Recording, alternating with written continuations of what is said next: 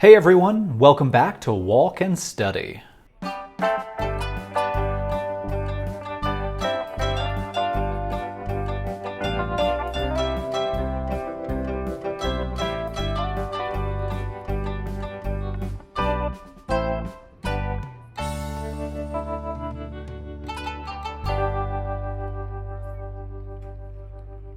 Today we'll be going over some advanced TOEFL and IELTS vocabulary. This video is great for anyone studying for the TOEFL or IELTS, or anyone who wants to learn some common and important English vocabulary. As we work through these words, we will be walking around the Kadikoy neighborhood of Istanbul in Turkey. Alright, let's get started. Our first word is decipher. Decipher is a verb, and it means to find the meaning of something that is difficult to read or understand. Using decipher in a sentence, we could say, Edna and her friends spent 3 hours trying to decipher the prescription the doctor had written. So, Edna and her friends spent 3 hours trying to find the meaning of the prescription that the doctor had written, likely because the handwriting was so bad. Another example could be, the professor explained that the ancient scrolls had not yet been deciphered. So, the professor explained that the meaning behind the ancient scrolls had not yet been discovered or translated. Okay, our next word is versatile. Versatile is an adjective and it has 2 definitions. The first definition of versatile is able to do many different things. Using this definition in a sentence, we could say, Kailani is a very versatile performer. She can sing, dance, and act. So, Kailani is a performer who is able to do many different things, including singing, dancing, and acting. The other definition of versatile is having many uses or applications. Using this definition in a sentence, we could say, campers often use versatile tools so that they can pack fewer things. So, campers often use tools that have many uses or applications so they can carry fewer things but still have everything they need. Okay, our next word is chronological.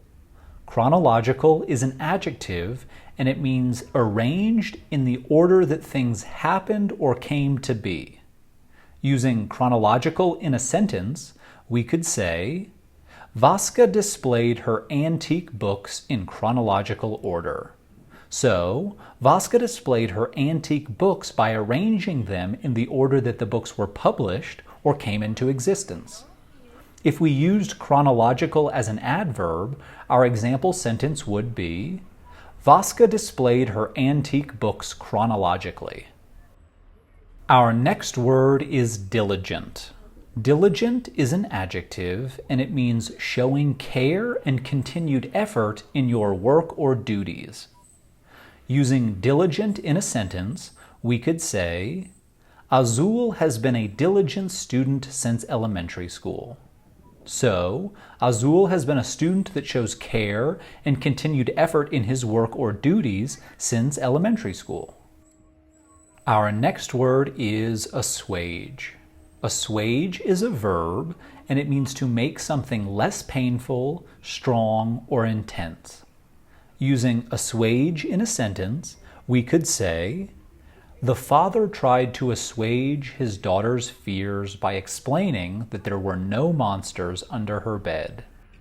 So the father tried to make his daughter's fears less strong or intense by explaining that there were no monsters under her bed. Another example could be, Carlos ate a snack to assuage his hunger. So Carlos ate a snack to make his hunger less intense. Our next word is vial. Vial is a noun, and it means a very small glass or plastic container used for medicine or other liquids like perfume. This is actually an important word for the reading section, and you're likely to see it in science reading texts. And a quick note for people studying for IELTS, the British spelling of vial is P-H-I-A-L, and it's actually pronounced file. Using vial in a sentence, we could say, the price of a vial of insulin fluctuates from one country to another. So, the price of a glass or plastic container used for medicine, and in this case used for insulin, fluctuates or changes from one country to another. And if you don't know fluctuate, make sure to check out part 5 of our advanced TOEFL series. All right, our next word is suspend. Suspend is a verb, and it means to stop something for a short period of time.